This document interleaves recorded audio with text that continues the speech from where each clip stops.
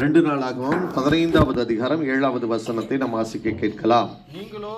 நீங்களோ நெகிழ விடாமல் திடன் கொள்ளுங்கள், உங்கள் கிரியைகளுக்கு பலன் உண்டு என்றான். அல்லேலூயா. அப்படியானால் அங்கே ஆசா ராஜா தன்னுடைய ஜனங்களை பார்த்து சொல்லுகிறான், நீங்க கைகளை நெகிழ விட்டுறாதீங்க, தளர்ந்து போகாதீங்க, சோர்ந்து போகாதீங்க. நீங்க எடுக்கிற முயற்சிகளுக்கு நான் நிச்சயமாய் பலனை கொடுக்கிற தேவன் நமக்கு ஒருவர் உண்டு என்று சொல்லி அவங்கள திடப்படுத்துகிறத பார்க்க முடியும். அப்படியானால் இந்த ஜனங்களுடைய நீங்க ஓட்டத்தை, ஆசா ராஜாவினுடைய இந்த ராஜ்ய பாரத்தை நீங்க பார்க்க போடுமானால் அவருடைய வாழ்க்கையிலே முதலாவது அவன் ஆரம்பம் அருமையாய் இருந்தது. அல்லேலூயா. அவன் தேவனுக்குள்ளே தொடங்கின அந்த ஆரம்பம் என்பது அது மகிமையாய் இருந்தது. ஆனால் முடிவு பரிதாபமாய் இருந்தது. ஹல்லேலூயா, ஸ்தோத்திரம். ஆகவே இன்றைக்கு நாம் கர்த்தருக்குள்ளே தொடங்கி இருக்கிற நாம் நல்ல முடிவுகளோடு கூட நல்ல போராட்டத்தை போராடினேன் என்று சொல்லி முடிக்கத்தக்கதாக தேவன் சொல்லணும், உண்மையும் உத்தமமான ஊழியக்காரனே என்று சொல்லத்தக்கதாக ஒரு நல்ல ஓட்டத்தை ஓடும்படியாக ஐயா கைகளை நெகிழ விட்டுறாதீங்க, திடன் கொள்ளுங்கள். உங்கள் ஓட்டத்தில் ஐயா நீங்கள் ஓடுகிற ஓட்டத்துக்கு நான் பலனை கொடுக்கிற தேவன் என்பதை குறித்து தான் இங்கே கர்த்தர் அந்த ஆசா ராஜா மூலமாக இந்த ஜனங்களோடு இடைபடுகிறார். ஹல்லேலூயா. ஆனால் அங்கே இருந்த சூழ்நிலைகள் எப்படிப்பட்ட சூழ்நிலைகள்னா, நீங்கள் 4வது வசனத்தை வாசித்து பாருங்கள். தங்கள் நெருக்கத்திலே திரும்பி தேடின பொழுது அவர் அவர்களுக்கு வெளிப்பட்டார். தொடக்க காலத்துல ஒரு நெருக்கத்தின் மத்தியில தான் இந்த ஜனங்கள் ஓடிக்கொண்டிருந்தார்கள். அங்கே எப்படிப்பட்ட நெருக்கம் நீங்க நல்லா பார்த்தீங்கன்னா தொடர்ந்து வாசிங்க. அக்காலங்களிலே வெளியே போகிறவர்களுக்குள்ளும் உள்ளே வருகிறவர்களுக்கும் சமாதானம் இல்லை, தேசங்களின் குடிகள் எல்லாருக்குள்ளும் அமளி உண்டாயிருந்தது. ஜாதியை ஜாதியும் பட்டணத்தை பட்டணமும் நொறுக்கினது. தேவன் அவர்களை சகலவித இடுக்கத்தினாலும் கலங்க பண்ணினார். அங்கே எப்படிப்பட்ட ஒரு சூழ்நிலை என்றால், ஐயா சொல்றான், தேசத்துக்குள்ளே வருகிறவர்களுக்கும் போகிறவர்களுக்கும் உள்ளே சமாதானம் என்ன இல்லை. ஹல்லேலூயா. மகா அமளி உண்டாயிருந்தது. ஹல்லேலூயா. அது மாத்திரமல்ல, சகலவித இடுக்கத்தினாலும் தேவன் அவர்களை கலங்க பண்ணி கொண்டிருந்தார். ஜாதிகளுக்கு விரோதமாய் ஜாதி, பட்டணங்களுக்கு விரோதமாய் பட்டணம் என்று சொல்லி அங்கே ஒருவருக்கு ஒருவர் விரோதமாய் எழும்புகிற ஒரு காரியம். அங்கே ஒரு பெரிய நெருக்கத்தின் மத்தியில தான் அந்த ஜனங்கள் இருந்தாங்க. ஆனால் அதன் மத்தியிலே அவர்கள் கர்த்தரை தேட ஒப்பு கொடுத்த பொழுது என்ன நடந்துச்சுன்னா, கர்த்தர் அவர்களுக்கு வெளிப்பட்டார். ஹல்லேலூயா, ஸ்தோத்திரம். அப்படிதான் அவங்களுடைய ஆதி நாட்கள் இருந்தது. ஹல்லேலூயா, ஸ்தோத்திரம். உள்ளுக்குள்ள சமாதானமே இல்லாத ஒரு சூழ்நிலைகள். ஐயா ஸ்தோத்திரம். உள்ளுக்குள்ள ஐயா குழப்பங்கள் இருந்தது. பட்டணத்துக்கு விரோதமாய் பட்டணம் எழும்பி கொண்டிருந்தது. குடும்பங்களுக்கு விரோதமாய் குடும்பங்கள் எழும்பி கொண்டிருந்தது.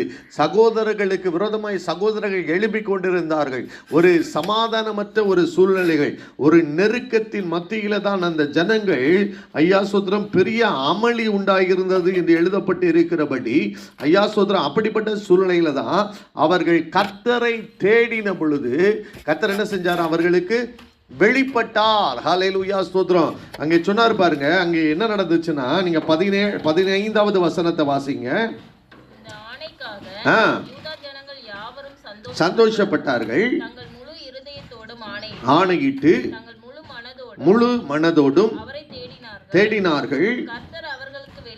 வெளிப்பட்டு சுற்றுப்புறத்தார் யுத்தம் இல்லாதபடிக்கு இளைப்பாற பண்ணினார். ஹல்லேலூயா. அப்படியானால் ஐயா ஸ்தோத்திரம், நெருக்கத்தின் மத்தியிலே, சமாதான குலைச்சலின் மத்தியிலே, ஐயா ஸ்தோத்திரம் பெரிய அமளி உண்டாகி இருந்ததின் மத்தியிலே, பெரிய இடுக்கங்களும் கலக்கங்களும் அவர்களை சூழ்ந்து கொண்டிருந்த வேளைகளே ஐயா ஸ்தோத்திரம் அவர்கள் கர்த்தரை முழு மனதோடும் முழு இருதயத்தோடும் தேடின பொழுது என்ன நடந்துச்சா, கர்த்தர் அவர்களுக்கு வெளிப்பட்டு சுற்றுப்புறத்தாரால் யுத்தம் இல்லாதபடிக்கு அவர்களை பெரிய இளைப்பாற பண்ணினார் என்று சொல்லி அங்கே வேதத்திலே நாம் வாசிக்கிறோம். அல்லேலூயா.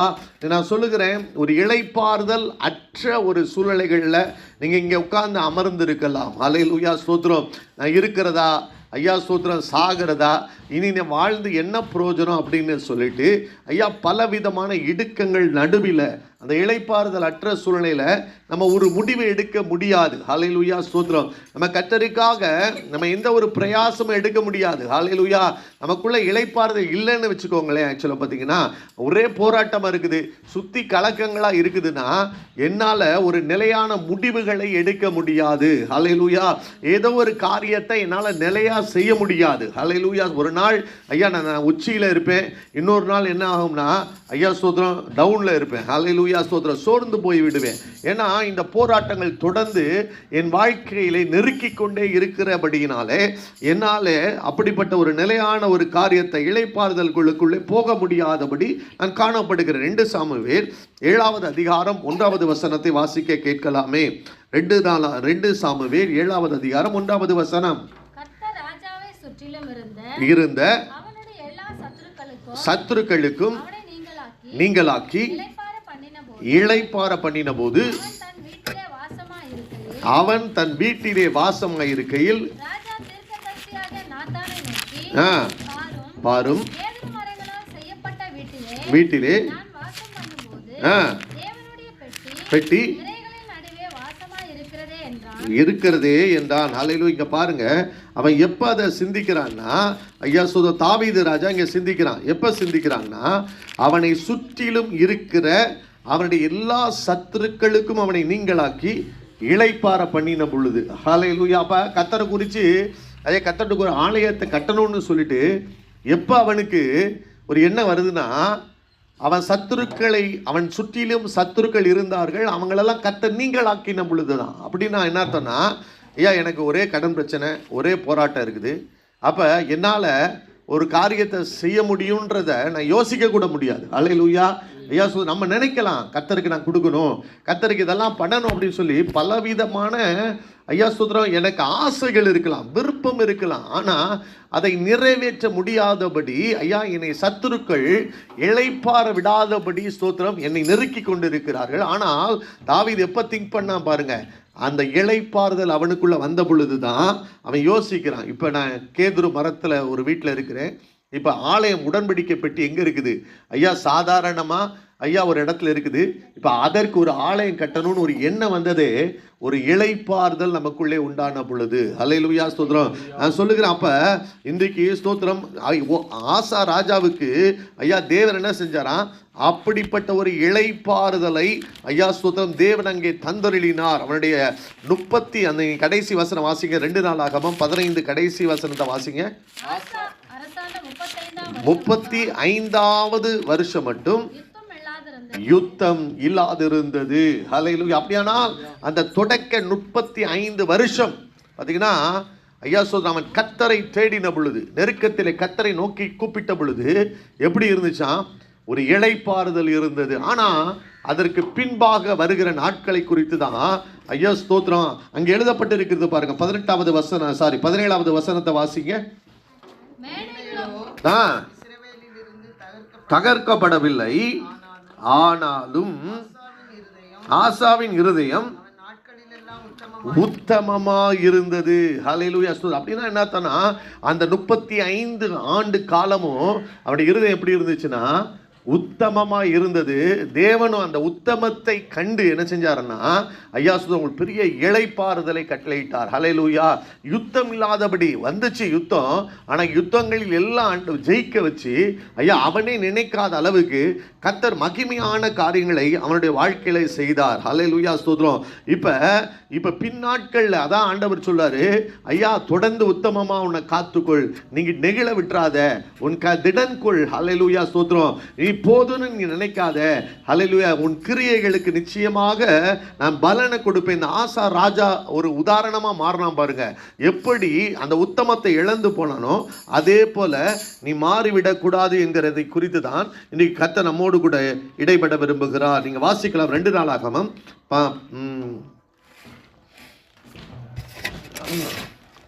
16வது அதிகாரம் 9வது வசனத்தை நம்ம வாசிக்க கேட்கலாம். ஆண்டவர் சொல்றார் பாருங்க, பின் நாட்கள்ல ஒரு தீர்க்கதரிசி அனானி என்கிற தீர்க்கதரிசியை ஐயா சுத்ரம் அவன் ஞான திருஷ்டிக்காரனை யூதாவின் ராஜாவையா ஆசாவினிடத்துக்கு அனுப்பி அவர் சொல்றாரு, தம்மை பற்றி உத்தம இருதயத்தோடு இருக்கிறவர்களுக்கு தம்முடைய வல்லமையை விளங்க பண்ணும்படி கர்த்தருடைய கண்கள் உலாவிக் கொண்டிருக்கிறது. இந்த விஷயத்தில் மதி இல்லாதவராய் இருந்தீர், ஆகையால் இது முதற்கொண்டு யுத்தங்கள் நேரிடும் என்றான். ஹல்லேலூயா. உத்தமமாய் பின்பற்றினவன் தான். ஹல்லேலூயா, ஸ்தோத்திரம். ஆண்டவரே சொல்றாரு, பின் நாட்கள்ல தீர்க்கதரிசி அனுப்பி சொல்றாரு, ஐயா தம்மை பற்றி உத்தம இருதயத்தோடு தேடுகிறவர்களுக்கு தம்முடைய வல்லமையை விளங்க பண்ணும்படி அவருடைய கண்கள் ஐயா பூமி எங்கும் என்ன செய்தான் உலாவிக் கொண்டு இருக்குது. அப்படியானால் ஐயா சொல்ற, இப்ப நம்ம உட்கார்ந்து இந்த மத்தியான வேளைகளே ஐயா கர்த்தர் நம்ம உத்தமத்தோடு நம்ம தேடுகிறதையும் தேவன் என்ன செய்யறாரா பார்த்து கொண்டிருக்கிறார். ஹல்லேலூயா. ஆகாருடைய வாழ்க்கையில பாருங்க ஐயா ஸ்தோத்திரம், அவர் என்ன காண்கிறாரா அப்படின்னு அவ யோசித்த வேளையில ஐயா அவர் சொல்லுகிறா, என்னை காண்பவரை நானும் கண்டேன்னு சொல்லத்தக்கதாக தேவன் வனாந்திரத்தில் இருந்தாலும் யாரும் பார்க்காத இடத்துல இருந்தாலும் கூட அவளோடு கூட சம்பாஷித்து அவளை தேற்றுகிறதை நம்ம பார்க்க முடியும். அப்படியானால் அவருடைய கண்கள் என்ன செய்கிறதா பூமி எங்கும் உலாவிக் கொண்டிருக்கிறது. அப்ப ஆசாவினுடைய காரியத்தை பார்த்து சொல்றாரு, இந்த விஷயத்துல எப்படி இருந்தீரா மதி இல்லாதவராய் இருந்தீர். அப்ப நம்ம யோசிக்கணும், அப்ப ஐயா நம்ம ஒரு புத்தியோட தான் காரியங்களை செய்யறோமா? ஐயா ஸ்தோத்திரம். நம்ம அநேக நேரங்கள் என்ன சொல்லினா கைகளை நெகிழ விட்டு விடுகிறோம். ஹல்லேலூயா, ஸ்தோத்திரம். ஐயா திடன் கொண்டு காரியத்தை நடப்பிப்பதற்கு பதிலாக என் கிரியைகளுக்கு பலன் உண்டு என்பதை நான் அறியாதபடி ஐயா ஸ்தோத்திரம் ஒரு சில சோர்வுகள் வருகிற பொழுது என்ன செஞ்சோம்னா நம்ம கைகளை ஐயா ஸ்தோத்திரம் நெகிழ விட்டு விடுகிறோம். நீங்க பாருங்க, யோபுனுடைய வாழ்க்கையில கூட ஐயா ஒரு நேரத்தில் அவன் சொல்றான், நான் முன்னா போய் பார்க்கிறேன், உம்மை பார்க்க முடியல. பாருங்க, நீங்க யோபு என்னோடு கூட சேர்ந்து திருப்பிக் கொள்ளுங்கள். யோபு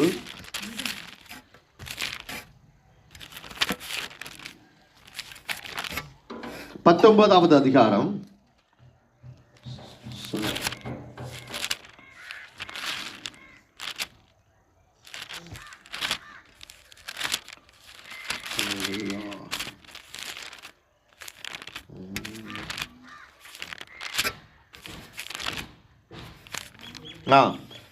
23வது அதிகாரம் 8வது வசனத்திலிருந்து வாசிக்க கேட்கலாம். இதோ நான் முன்னாக போனாலும் அவர் இல்லை, காணேன், கிரியை செய்தும் அவரை காணேன், வலது புறத்திலும் ஒளித்திருக்கிறார், ஆனாலும் போகும் வழியை அவர் அறிவார். என்னை சோதித்த பின் நான் என்ன செய்வேனா பொன்னாக விளங்குவேன். அப்படின்னா சில நேரங்கள்ல நம்ம என்ன சோர்ந்து போகிறோம்னா, கர்த்தர் என்ன பார்க்கிறாரா? ஐயா கர்த்தர் எங்க இருக்கிறாரு? அவர் ஒளித்து கொண்டிருக்கிற போல ஒரு சூழ்நிலைகள் இருக்கிறதே அப்படின்னு சொல்லி நம்ம நினைக்கிற பொழுது ஐயா நம்ம சோர்ந்து போகிறோம். ஆனா அவன் யோபு தன்னை எப்படி தேர்த்தி கொள்ளுகிறான் பாருங்க, எப்படி திடப்படுத்தி கொள்ளுகிறான் பாருங்க, எப்படி அந்த விசுவாசத்தை அவன் விட்டு விடல பாருங்க. அவன் சொல்றான், நான் போகும்படியை அவர் அறிவார், அவர் என்னை சோதித்த பின் நான் பொன்னாக விளங்குவேன். ஹல்லேலூயா. இன்னொரு இடத்துல அவன் சொல்லுவான், என் மீட்பர் உயிரோடு இருக்குதார். ஹல்லேலூயா. நீங்க 19:25 வாசிங்க. யோபு 19:25 என்றும் நிற்பார் என்றும் நான் அறிந்திருக்கிறேன். தோல் முதலானவைகள் அழுகி போன பின்பு மாம்சத்தில் இருந்து தேவனை பார்ப்பேன். அந்நிய கண்கள் அல்ல, அவரை காணும் இந்த வாஞ்சையால் சோர்ந்து போகிறது. அப்படின்னா என்ன சொல்றாருன்னா, மாம்சத்திலிருந்து நான் பார்ப்பேன். நான் இப்போ மரித்து உயிரோடு எழுந்து நேசர் வருகிறத பார்க்கிறது அல்ல. அவனுடைய விசுவாசம் என்ன? ஐயா இந்த மாம்ச முதலானவைகள் அழுகி போனாலும் என் மாம்சத்திலிருந்து தேவனை பார்ப்பேன். அந்நிய கண்கள் அல்ல, என் சொந்த கண்களே பார்க்கும் என்று சொல்லி அவனுக்குள்ள ஒரு நம்பிக்கை. ஹல்லேலூயா, ஸ்தோத்திரம். ஆனா இங்க பாருங்க, இங்க ஆசா ராஜாவை குறித்து சொல்லப்பட்டு இருக்கிறது. அவன் என்ன செஞ்சிட்டானா, மதி இல்லாமல் செயல்பட்ட காரியங்கள். ஹல்லேலூயா. அவன் புரிந்து கொள்ள முடியலன்னா, தம்மை பற்றி உத்தம இருதயத்தோடு இருக்கிறவர்களுக்கு தேவன் வல்லமையை விளங்க பண்ணுவார் என்கிறதை குறித்து ஐயா சோதரன் அங்கே உணர்வில்லாதவனாய் அவன் காணப்பட்டதை பார்க்க முடியும். நீங்க 2 நாளாகமும் அதே 15வது அதிகாரம் நீங்க 16:3 வாசிங்க. அங்கே சொல்லப்பட்ட காரியங்களை குறித்த பாருங்களேன். எனக்கும் உமக்கும் என் தகப்பனுக்கும் உன் தகப்பனுக்கும் உடன்படிக்கை உண்டே. ஹல்லேலூயா, ஸ்தோத்திரம். அவன் என்ன சொல்றான் பாருங்க ஐயா ஸ்தோத்திரம். அவன் அந்த சூழ்நிலைகள்ல என்ன செய்யறான்னா, ஒரு யுத்தம் வருகிறது. அவன் நல்ல இளைப்பாறுதல் இருந்த சூழ்நிலைகள் தான். அந்த 35 வருடம் வரைக்கும் எந்த பிரச்சனையும் இல்லை ஐயா. தொடக்க காலத்தில் இருந்த பிரச்சனைகள் மாத்திரம்தான். நம்ம நினைக்கக்கூடாது நல்ல இளைப்பாறுதலாக இருக்குது, நான் கர்த்தருக்குள்ளதான் இருக்கிறேன், என் வாழ்க்கையில் எந்த பிரச்சனையும் வராது அப்படின்னு அல்ல. ஆண்டவர் எழுதி வைத்திருக்க உலகத்தில் உங்களுக்கு உபத்திரங்கள் உண்டு. ஹல்லேலூயா. எந்த நேரம் எப்படிப்பட்ட போராட்டங்களும் வர வாய்ப்பு உண்டு. ஹல்லேலூயா, ஸ்தோத்திரம். அங்க பாருங்க, அந்த பாஷா என்கிற இஸ்ரவேலின் ராஜா அவன் ஒரு அணையை கட்டும்படியாக இஸ்ரவேல் ஜனங்களுக்கும் யூதா ஜனங்களுக்கும் நடுவாக அவன் ஒரு அணையை கட்டி ஜனங்கள் போக்குவரத்துமாய் இருக்கக்கூடாது என்று சொல்லி அவன் ஒரு முயற்சி ராமாவை கட்டுகிற பொழுது ஐயா சோத்திரம் அவன் என்ன செய்யறான், இப்ப ஆசா ராஜா எங்க போறான், அவனுடைய சீரிய அந்த ராஜாவினிடத்துல போய் பெனதாத்தினிடத்துல போய் அவன் சொல்லுகிற காரியம் என்னன்னா, ஐயா சோத்திரம், உமக்கும் எனக்கும் உம் தகப்பனுக்கும் என் தகப்பனுக்கும் என்ன இருக்கா, உடன்படிக்கை உண்டே. அல்லேலூயா. ஆண்டவர் என்ன சொல்றாருன்னா 16:8 பாருங்க. அவர் சொல்ற ஒரு வார்த்தையை பாருங்க. மிகவும் ஏராளமான ரதங்களும் குதிரை வீரரும் உள்ள எத்தியோப்பியரும் லூபியரும் மகா சேனைகளாய் இருந்தார்கள் அல்லவா. கர்த்தரை சார்ந்து கொண்ட போதேவெனில் அவர்களை உமது கையில் ஒப்பு கொடுத்தாரே. நம்மை பற்றி உத்தம இருதயத்தோடு இருக்கிறவர்களுக்கு அப்படிதான் அவர் சொல்றாரு. ஆக்சுவலா பாத்தீங்கன்னா அங்க தீர்க்கதரிசியை அனுப்பி சொல்றாரு, ஐயா இது சாதாரண ஐயா, இதை காட்டிலும் பெரிய பட உன்னை நெருக்க வந்த பொழுது உன் தொடக்க காலத்துல நீ எப்படி கர்த்தரை சார்ந்து கொண்டாய். ஐயா சோதரன் என்ன சொன்ன, அவங்க ஒரு கிட்டத்தட்ட ஒரு 10 லட்சம் எத்தியோப்பியர் சேராவின் தலைமையில வர்றாங்க. நீ இருந்தது எத்தனை பேர், 5,80,000 பேர் தான் இருந்தீங்க. ஆனா நீ என்ன சொன்ன, பலமுள்ளவனுக்காகிலும் பலனற்றவனுக்காகிலும் உதவி செய்வது என்பது லேசான காரியம். ஆண்டவரே எனக்கு துணை நில்லுங்க ஆண்டவர், மனுஷன் உம்மை மேற்கொள்ள விடாதீங்க, உம்முடைய சார்ந்து உம்முடைய நாமத்துல நான் போகிறேன் என்று நீ சொன்ன பொழுது அந்த ஏராளமான கூட்டத்தை நான் உனக்கு ஒப்பு கொடுத்தேன் அல்லவா அப்படின்னு சொல்லி தான் சொல்றாரு. ஐயா சொல்றேன், இந்த சீரியா ராஜாவின் சேனையை உங்க கையில ஒப்பு கொடுத்திருப்பேன், ஆனா இந்த விஷயத்தை என்ன செஞ்சுட்டு மதி இல்லாதிருந்தீர். ஹல்லேலூயா. தொடக்க காலத்துல ஐயா சோதரன் நம்ம விசுவாசமாய் ஐயா சோதரன் அந்த வளர்ச்சி அடைகிற காலத்துல நம்ம எல்லாவற்றையும் ஆண்டவர்கிட்ட கேட்டு தான் செய்வோம். ஹல்லேலூயா, ஸ்தோத்திரம்.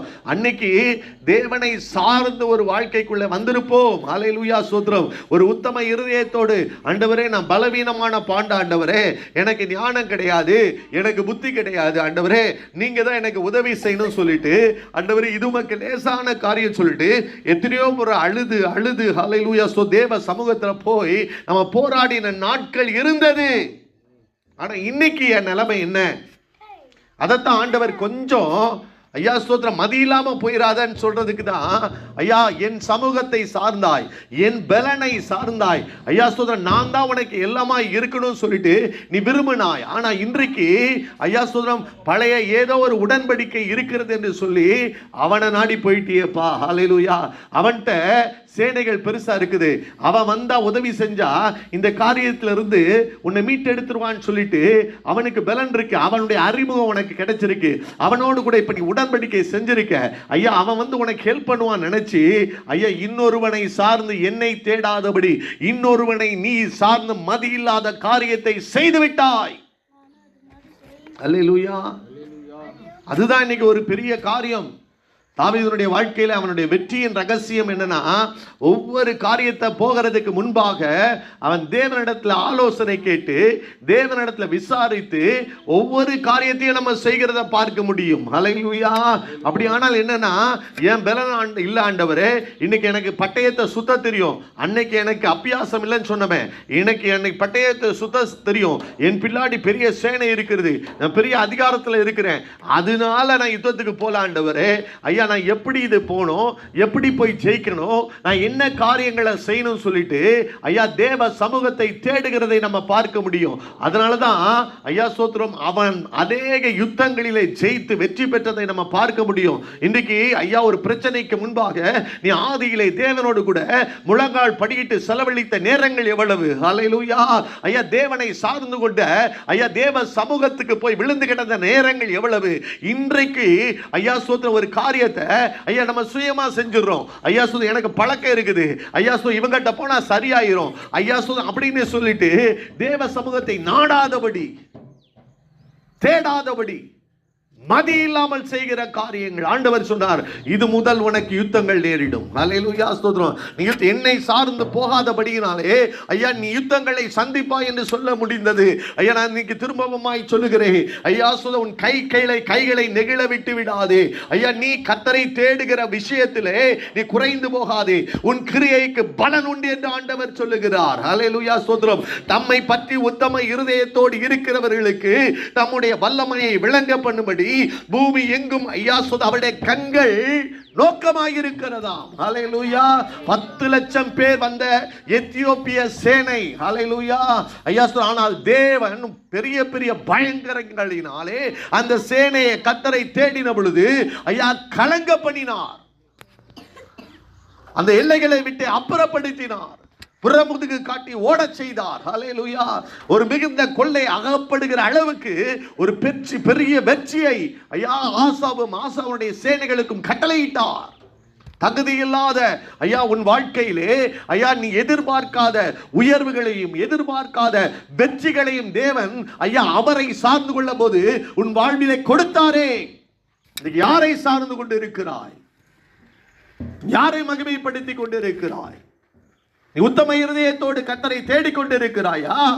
35 வருஷம் ஆசா ராஜாவின் இருதயம் கர்த்தருக்குள்ளே உத்தமமாய் இருந்தது என்று சொல்லி வேதத்திலே பார்க்கிறோம். இன்றைக்கு ஏதோ ஒரு உடன்படிக்கையை சார்ந்து போய்விட்டாயே. ஹல்லேலூயா. அவங்கள எனக்கு தெரியும், இவங்கள எனக்கு தெரியும், ஐயா அவங்ககிட்ட போன காரியம் நடந்துரும் அப்படின்னு சொல்லிட்டு ஐயா ஸ்தோத்திரம் ஏதோ தகப்பனுடைய நண்பர்கள் இடத்துல ஹல்லேலூயா ஸ்தோத்திரம் இன்றைக்கு எனக்கும் அவர்களுக்கும் உடன்படிக்கை இருக்கிறது என்று சொல்லி உடன்படிக்கையை சார்ந்து போகிற காரியம் அது தேவனுக்கு உகந்தது அல்ல என்று சொல்லி இந்த இடத்துல சொல்லுகிறதை நாம் பார்க்க முடியும். ஹல்லேலூயா. அது மாத்திரமல்ல, அந்த முந்தின உடன்படிக்கை எப்படி செஞ்சான் பாருங்க. அந்த 2 நாளாகமம் 15வது அதிகாரம் 12வது வசனம் 13வது வசனம்,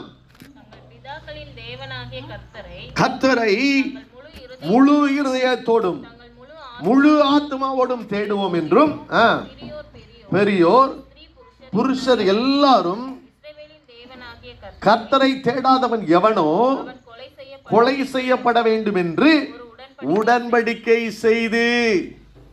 அன்னைக்கு நீ செய்த உடன்படிக்கை என்ன? நான் முழு ஆத்மாவோடு முழு இருதயத்தோடு யாரை தேடணுமா? கர்த்தரை தேடுவேன். ஹல்லேலூயா. அன்றைக்கு தேவன் உன் வாழ்க்கையில இளைப்பாறுதலை கட்டளையிட்டார். ஹல்லேலூயா. ஆனா இன்றைக்கு நீ யாரையோ ஒருத்தனை சார்ந்து கொண்டேன்னு சொல்லி ஆண்டவர் தீர்க்கதரிசியின் மூலமாய் சொல்லுகிற வார்த்தைகளை கேட்க முடியும். ஹல்லேலூயா. ஐயா சொல்றேன், நீங்க யாரை சொல்ல முடியும் உன் உயர்வுக்கு காரணம்? அந்த நண்பர் எனக்கு உதவி செஞ்சார், இந்த நண்பர் எனக்கு உதவி செய்தார். ஹல்லேலூயா. இதுல கர்த்தர் எங்க மகிமைப்பட்டார்? ஆண்டவர் சொன்னாரு, நீங்க வெற்றி பெற்றுட்ட உண்மைதான், ஆனா உனக்கு நான் கொடுக்க இருந்த வெற்றி பெரிது. சீரியா தேசத்து அந்த ராணுவத்தையும் உன் கையில கொடுக்க இருந்தேன். ஹல்லேலூயா. இன்னைக்கு நீ அவனை சார்ந்து கொண்டபடினால ஐயா நீ வெற்றி பெற்றுட்ட. ஹல்லேலூயா ஸ்தோத்திரம். உன் யுக்தியினால நீ பெற்றிருக்கிற. ஹல்லேலூயா. ஆனால் நீ என்னை சார்ந்திருந்தோ அதுதான் ரொம்ப முக்கியம். ஹல்லேலூயா. என்னாலே வெற்றி பெற முடியும். என்னுடைய சுய புத்தியை சார்ந்து கொண்டு, என்னுடைய நம்பிக்கைகளை சார்ந்து கொண்டு, என் பழக்கம். ஆனா அது தேவன் கொடுக்கிற வெற்றிக்கு நிகரானவைகள் அல்ல. ஹல்லேலூயா ஸ்தோத்திரம். தாவீது ஒரு ஆடு மேய்க்கிறவனா தான் இருந்தான். ஆனா எங்க கொண்டு போய் நிறுத்தினாரு? ஐயா அவனுடைய முடிவு பயங்கர மகிமையாக இருந்தது. ஹல்லேலூயா. அவருடைய வாழ்க்கையை நீங்க பாருங்க. அவர் ராஜாங்கத்தில் அரண்மனைக்குள்ளே நுழைவதற்கு எந்த ஒரு தகுதியும் இல்லை. ஆனால் தேவனை சார்ந்து கொண்ட அந்த மனிதனுடைய வாழ்க்கையிலே ஐயா சமஸ்த இஸ்ரவேலுக்கும் ராஜாவாய் உயர்த்தினதோடு மாத்திரமல்ல, அவர் சொன்னாரு, ஓ சந்ததியிலிருந்து ராஜாக்கள் இல்லாமல் போவதில்லை, என் கிருபையை உன்னை விட்டும் உன் சந்ததிகளை விட்டும் நான் விளக்குவதில்லை என்று சொல்லி பெரிய ஒரு வாக்குத்தத்தின் சந்ததியாய் அவன் உருவாக்கப்பட்டான். ஹல்லேலூயா. எப்படிங்க அது மாறினது? எப்படிங்க அது நடந்தது? தம்மை பற்றி உத்தம இருதயத்தோடு இருக்கிறவர்களுக்கு தம்முடைய வல்லமையை விளங்க பண்ணும்படி அவருடைய கண்கள் பூமி எங்கும் உலாவிக் கொண்டிருக்கிறது என்பதை மறந்து போகாதே. ஹல்லேலூயா. அவர் பார்த்துட்டே இருக்காரு. ஐயா இதனுடைய நோக்கம் என்ன? இதனுடைய காரியம் என்ன? இவன் எப்படி கர்த்தரை தேடி கொண்டிருக்கிறான்? அன்றைக்கு உடன்படிக்கை செய்து கொண்டானே, இவன் எந்த உடன்படிக்கையை சார்ந்து வாழ்ந்து கொண்டிருக்கிறான் என்று சொல்லி ஐயா ஸ்தோத்திரம் அவர் தீர்க்கதரிசி அனுப்புகிற அளவுக்கு. ஹல்லேலூயா. இன்னைக்கு நம்முடைய வாழ்க்கை கைகளை நிகழ விட்டு விடாதே. ஹல்லேலூயா ஸ்தோத்திரம். ஐயா ஸ்தோத்திரம். பின்வாங்கி போனவனாய் ஐயா ஸ்தோத்திரம் முடிவு காலம் பரிதாபமாய் இருக்கத்தக்கதாக ஐயா ஸ்தோத்திரம் நம்மை நாமே ஐயா ஸ்தோத்திரம் ஐயா நிகழ விடாதபடி நாம் பாதுகாக்க வேண்டியது அவசியமாய் இருக்கிறது. இரண்டாவது காரியம் ஆண்டவர் சொல்றார் பாருங்க. 2 நாளாகமம் 16:7. அக்காலத்திலே அனானி வந்து அவனை நோக்கி சார்ந்து கொள்ளாமல்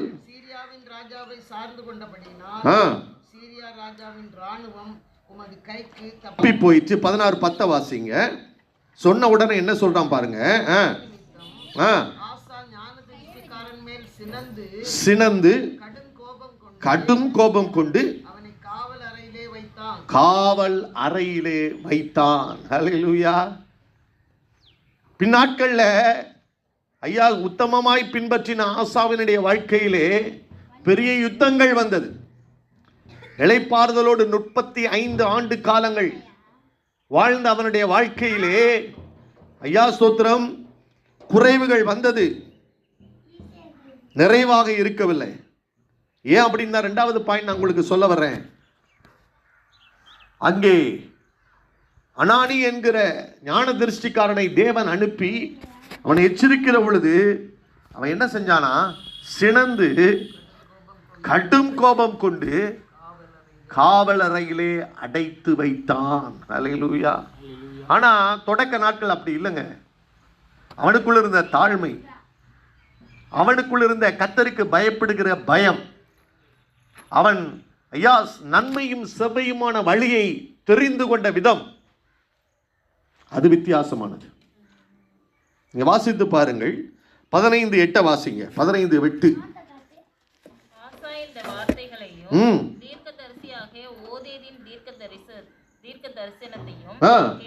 கேட்டபோது திடன் கொண்டு அருவருப்புகளை அனைத்திலும் தேசத்திலும் பட்டணங்களிலுமிருந்து அகற்றி புதுப்பித்து 11வது வசனம் வாசிங்க.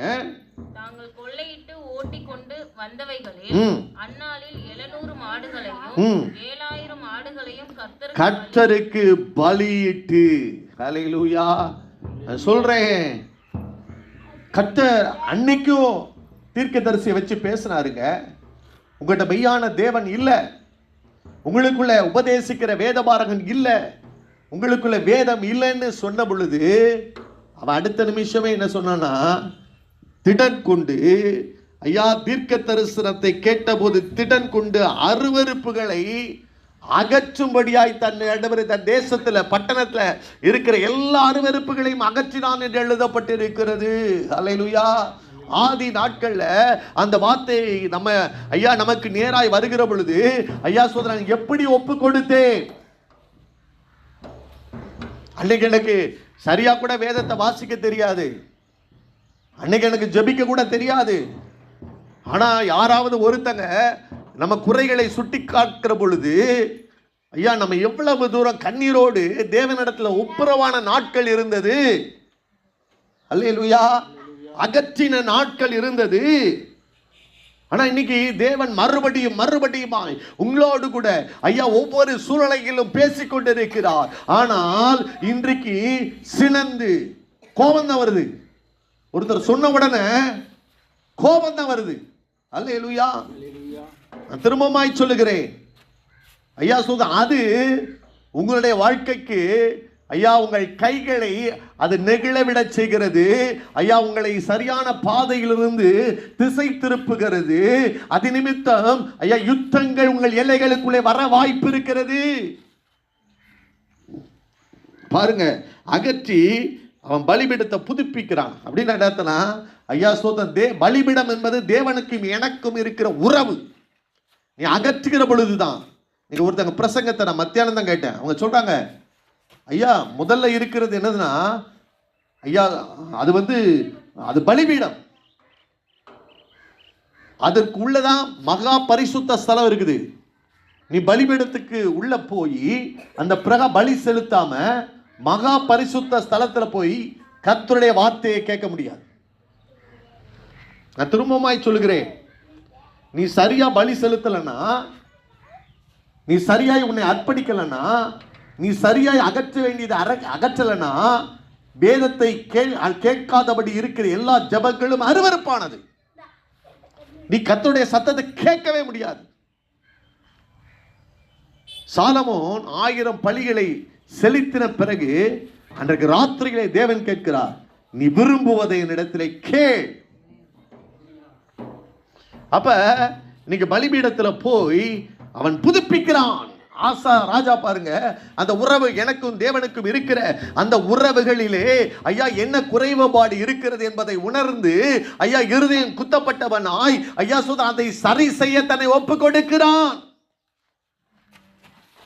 இல்லையே இன்றைக்கு ஆராதனையில ஐயா முந்தைய பிரகசனத்தை என்னால உணர முடியலையே, தேவனுடைய தொடுதலை என்னால உணர முடியலே, தேவ வார்த்தையை என்னால கேட்க முடியலே, தேவ சத்தத்தை என்னால கேட்க முடியலே. ஐயா என்னிடத்துல என்ன குறை இருக்கிறது என்று சொல்லி உன்னை என்றைக்காவது தேவ வார்த்தையின் அடிப்படையில் நிதானித்து பார்த்திருக்கிறாயா? இல்லையே, இல்லையே. ஏன் தெரியுமா? தேவ வார்த்தையை கேட்க முடியல. இன்றைக்கு ஐயா ஸ்தோத்திரம் நம்மை உணர்த்துகிற வார்த்தைகள் வருகிற பொழுது என்னால் அதை ஏற்றுக்கொள்ள முடியவில்லை. ஐயா கடும் கோபம் கொள்ளுகிறேன், சினந்து கொள்ளுகிறேன். ஐயா ஸ்தோத்திரம் சொல்லப்பட்ட வார்த்தைகளுக்கு விரோதமாய் நான் நின்று கொண்டிருக்கிறேன். அல்லேலூயா. அன்னைக்கான என் பலிபீடத்தை புதுப்பித்தேன், உறவை புதுப்பித்தேன், அழுது கெஞ்சினேன். அல்லேலூயா. ஆண்டவரே உம்ம உறவு தான் முக்கியம், ஆண்டவரே உம்ம சத்தம் தான் முக்கியம், ஆண்டவரே. வாசித்து பாருங்கள் சங்கீதம் 141 சங்கீதம் 141 5வது வசனம். நீதிமான் என்னை தயவாய் குட்டி என்னை கடிந்து கொள்ளட்டும், எண்ணெயை போல் இருக்கும், என் தலை அதை அல்லல் தட்டுவதில்லை. இக்கட்டுகளில் நான் இன்னும் ஜெபம் பண்ணுவேன். ஹல்லேலூயா. அன்னைக்கு சங்கீதக்காரன் அதை தான் விரும்பினாங்க. ஐயா நீதிமான் என்னை தயவாய் குட்டி என்ன செய்யணுமா? கடிந்து கொள்ளட்டும். இன்னைக்கு கடிந்து கொள்ளுதல நம்ம வெறுக்கிறோம். ஒருத்தங்க கொஞ்சம் கடினமா பேசிட்டா நம்மளால ஏற்றுக்கொள்ள முடியல. ஆனா தொடக்க காலத்துல நம்ம வாழ்க்கை அப்படி இல்லை. அல்லேலூயா. அன்னைக்கு சங்கீதக்காரன் சொன்னா கடிந்து கொள்ளட்டும், என் தலை அதை அல்லல் தட்டுவது இல்லை. அவர்கள் இக்கட்டுகளில் நான் இன்னும் அதிகமாய் நான் ஜெபம் பண்ணுவேன் அப்படின்னு சொல்லிட்டு அவங்களுக்காக ஜெபம் பண்ணின நாட்கள் இருந்தது. அல்லேலூயா. ஆனால் இன்றைக்கு ஸ்தோத்திரம் ஐயா, அந்த உறவை என்னால் புதுப்பிக்க முடியல. அதனால பழைய தேவ பிரசன்னத்தையும் தேவ சத்தத்தையும் என்னால் கேட்க முடியாத ஒரு நிலைமைக்குள்ளே நான் தள்ளப்பட்டு இருக்கிறேன். அல்லேலூயா. ஐயா ஸ்தோத்திரம். இன்றைக்கு ஐயா தேவ வசனத்துக்கு நம்ம எப்படி ஒப்பு கொடுக்கிறோம் ஐயா. அன்றைக்கு ஆதி நாட்கள்ல திடன் கொண்டு அகற்றி பலிபீடத்தை புதுப்பித்து ஜனங்களை கூட்டி கர்த்தருக்கு பலியிட்ட நாட்கள் இருந்தது. அல்லேலூயா. ஆனா இன்னைக்கு ஸ்தோத்திரம் என் நிலைமை அப்படி இல்லை. இன்னைக்கு நம்ம அதை ஒற்றுக்கொள்ளணும். அல்லேலூயா. ஆண்டவர் அந்த இருதயத்தை பார்க்கிறார். இன்னைக்கு தம்மை பற்றி உத்தம இருதயத்தோடு இருக்கிறவர்களுக்கு தம்முடைய வல்லமையை விளங்க பண்ணும்படி அவருடைய கண்கள் பூமி எங்கும் உலாவிக் கொண்டிருக்கிறது என்று ஆண்டவர் எழுதி வைத்திருக்கிறார். மதியில்லாத செய்கைகள். அல்லேலூயா. இன்னைக்கு நம்முடைய வாழ்க்கையில காணப்படுகிற மதியில்லாத செய்கைகளை இன்னைக்கு நிறைய பேர், எத்தனை பேர் சர்ச்சுக்கு சர்ச்சு மாறிட்டாங்க தெரியுமா? ஏன்னு ஒரே ஒரு காரணம், அந்த பாஸ்டர் கண்டிப்பா பேசுறாரு. அந்த பாஸ்டர் ஐயா சூத்திரம் என்னைய பார்த்தே பேசுறாரு. ஐயா என் குறைகளையே சொல்றாரு அப்படின்னு சொல்லிட்டு சொல்றாங்க. ஐயா எனக்கு தெரிஞ்ச ஒரு வாலிபர் அப்படிதான் இருந்தாரு. அவர் ஒவ்வொரு சபைக்கா மாறிட்டு இருந்தார். கடைசியா ஒரு பெந்தகோஸ்தே சபைக்கு போனாரு. ஊரை பக்கத்தில் உள்ள சபை தான். அப்ப அவர் சொன்னாரு, என்னைய பார்த்தே என் குறைகளையே பேசிட்டு இருக்காரு அப்படின்னு சொல்லி சொன்னாரு. அப்ப நான் கேட்டேன், உங்களை பார்த்து பேசுறாரு ரைட்டு, உங்க குறைய பேசுறாரு ரைட்டு, நீங்க அது குறைன்னு ஒத்துக்கிறீங்களா? முதல்ல அது உங்க மேல இருக்க தப்புன்னு நீங்க முதல்ல ஒத்துக்கிறீங்களா? அது தப்பு தானே அப்படின்னு கேட்டேன். ஆக்சுவலா பார்த்தீங்கன்னா அது தப்பு தான் அப்படின்னு. அப்ப தப்புனா உங்களை பத்தி பேசுறது என்ன தப்பு? உங்களை மாற்றுவதற்காக, உங்களை சரி செய்வதற்காக, உங்களை நல்வழியில் நடத்துவதற்காகத்தான் உங்கள் மீது கர்த்தர் ஐயா ஒரு மேய்ப்பனை ஏற்படுத்தி ஐயா நீங்க புல்லுள்ள இடங்களிலே மேய்க்கப்படணும், அமர்ந்த தண்ணீர் அண்டையிலே கொண்டு போகப்படணும் என்கிற ஒரே ஒரு நோக்கத்தின் அடிப்படையில் தான் தேவன் தலைவர்களை நியமிக்கிறார். அல்லேலூயா. ஆனா இன்னைக்கு கடிந்து கொள்ளுதலை வெறுக்கிறவனோ நாசம் அடைவான் என்று சொல்லி நீதிமொழிகள் புத்தகத்தில் எழுதப்பட்டிருக்கிறது. நீங்க நல்லா புரிந்து கொள்ளுங்க. யார் எந்த மகனை ஐயா ஸ்தோத்திரம் சிச்சை செய்து டிசிப்ளினோட நீங்க வளர்க்குறீங்களோ பிற்காலத்தில் அந்த பிள்ளைகளுடைய வாழ்க்கை ஹல்லேலூயா ஆசீர்வாதமா இருக்கும். ஹல்லேலூயா. ஆனா எந்த ஒரு மனுஷன் ஐயா ஸ்தோத்திரம் வெறுக்கிறானோ ஹல்லேலூயா, நான் சொல்றேன், அவன் வாழ்க்கையில உயர்வடைவது என்பது ஹல்லேலூயா ஸ்தோத்திரம் அது தாமதமாக இருக்கும். ஐயா சூத்திரம் 4 நாளில் வர்றதை 40 வருஷம் சுற்றி வருகிறதுக்கு காரணம் என்ன என்றால் ஐயா அவன் வணங்கா கழுத்துள்ள ஜனங்களாக இருக்கிற பொழுது ஐயா சோதரம் அந்த களிமண் இசைந்து கொடுக்காத போது அதை வணைய முடியாது. ஹல்லேலூயா சோதரம். அது உடைந்து போகிற பொழுது கடைசியில் என்ன சொல்லுவாங்கன்னா ஐயா சோதரம் அவன்கிட்டலாம் சொல்ல முடியாது, அவன்கிட்டலாம் பேச முடியாது, அவன் இஷ்டத்துக்கு போகிறவன் அப்படின்னு சொல்லிட்டு ஐயா சோதரம் ஒரு காரியத்தை தான் ஐயா சோதரன் இன்றைக்கு நம்ம உணர முடியும். மூன்றாவது காரியமாக தேவன் நம்மோடு கூட இடைப்பட விரும்புகிறது. நான் முடிக்க விரும்புகிறேன். 2 நாளாகமம்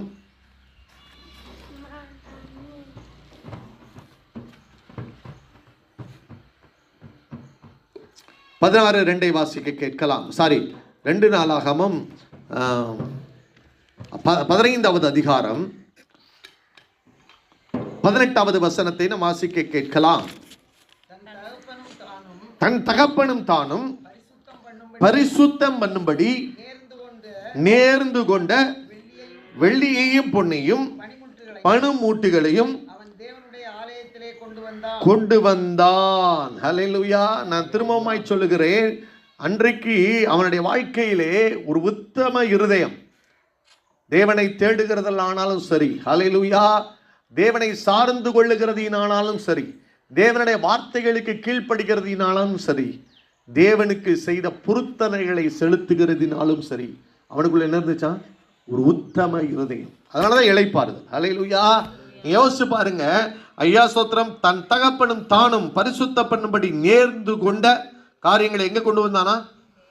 ஆலயத்துல கொண்டு வந்தான். இது எப்ப நடந்தது தெரியுமா? அவனுடைய 35வது வருஷ ஆட்சிக்கு முன்பாக நடந்த காரியம். அப்படின்னா என்னத்தனா, ஏன் நேர்ந்து கொள்ளுகிறோம்? ஏன் ஒரு காரியத்தை தேவனுக்கு பொருத்தனை செலுத்துகிறோம்னா, அப்ப அன்றைக்கு ஆசாவும் அவனுடைய தகப்பனும் என்ன செஞ்சாங்கன்னா, ஒரு பிரச்சனை வந்த பொழுது, ஒரு போராட்டம் வந்த பொழுது, வாசிக்கலாம் சங்கீதம் 50:14-15.